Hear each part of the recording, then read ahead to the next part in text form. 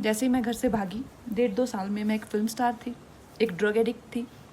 मेरी ज़िंदगी में इतने सारे कांड चल रहे थे कि मैं ऐसे लोगों के हाथों में लग चुकी थी कि जहाँ से मुझे शायद मौत ही निकाल सकती थी।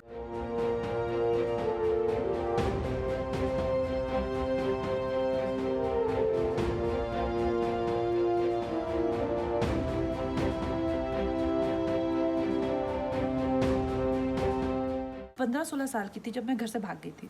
मुझे ऐसा लगता था कि जैसे मैं मतलब हाथ उठाऊंगी और तारे तोड़ ले आऊंगी। मेरी माँ कहती है कि एक बार मैंने बारिश में नाचते हुए तुम्हें देखा, आधा घंटा तुम ऐसा लगा था जैसे आसमान को से कुछ खींचने की कोशिश कर रही हो। ये सच है, मुझे ऐसा लगता था और ऐसा ही हुआ। जैसे ही मैं घर से भागी, 1.5-2 साल में मैं एक फिल्म स्टार थी, एक ड्रग एडिक्ट थी। मेरी ज़िंदगी में इतने सारे कांड चल रहे थे कि मैं ऐसे लोगों के हाथों में लग चुकी थी कि जहाँ से मुझे शायद मौत ही निकाल सकती थी। ये सब इतना सब डेंजर हो चुका था मेरी लाइफ में जब मैं टीनेजर ही थी अभी। सोच लो मैं कितनी खतरनाक हूँ। एनीवे, सो उसके बाद हुआ यूँ कि मेरी ज़िंदगी में एक बहुत अच्छे शख्स आए, मेरे मित्र, जो उस टाइम एक स्ट्रगलिंग फाइट मास्टर थे। तो उन्होंने मुझे योगा मित्रता हुई तो उन्होंने मुझे योगा कराना शुरू किया। एक दिन उन्होंने कहा आंखें बंद करो। आंखें बंद की तो मैं रोना रोना रोना रोना रोना रोना रोना ही ना रुके। तो कहते यार बड़ी अजीब लड़की, आंखें ही नहीं बंद कर सकती, तो मेडिटेशन कैसे करेगी। तो उन्होंने मौका मिलते ही मुझे एक बुक दे दी, राजा योगा।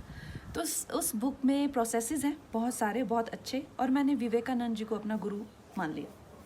और उन्हीं के गाइडेंस में मैंने अपने आप को बहुत संवारा, क्योंकि मुझे हमेशा से लगता था कि यार ये हैं एक्शंस मेरे। मैंने कभी किसी को अपनी स्थिति के लिए कभी किसी को नहीं सोचा कि यार ये इनकी करतूत है। तो I think that is why I could work on my self. और अगर वो मुकाम मेरी ज़िंदगी में नहीं आता तो शायद मैं भीड़ में घूम जाती, शायद मैं इतने आगे नहीं आ पाती।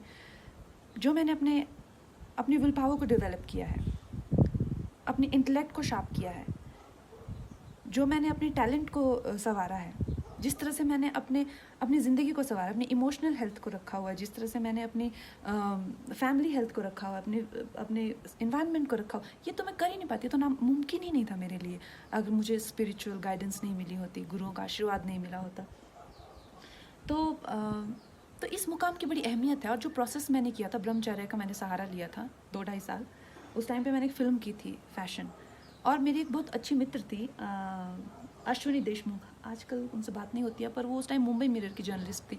तो उन्होंने देखा यार तुम क्या करती हो, सिर्फ सफ़ेद वस्त्र पहनती हो और उबला हुआ खाना खाती हो। तो मैंने उन्हें बताया, तो उन्होंने एक बड़ी भलती सी स्टेटमेंट लिख दी कि कंगना टर्न सेलिब्रेट। तो ब्रह्मचर्य इज़ नॉट अबाउट सेलिब्रेसी और नॉट जस्ट अबाउट सेलिब्रेसी। ब्रह्मचर्य के बहुत अच्छे प्रोसेसेस होते हैं, और उससे जो है आपकी एनर्जी को, अगर आपको बिल्कुल अपने हाथों में लेना हो, अगर आपको अपनी लाइफ की जो गाड़ी की ब्रेक है या क्लच है, सब अपने हाथ में, व्हील अपने हाथ में लेना है, you need to do processes like that. And specially अगर आपके पास ऐसी वॉलेटाइल एनर्जी हो। तो दोस्तों, कहने का मतलब ये है कि इस वक्त का फ़ायदा उठाइए, बुरा वक्त ही ओनली अच्छा हो।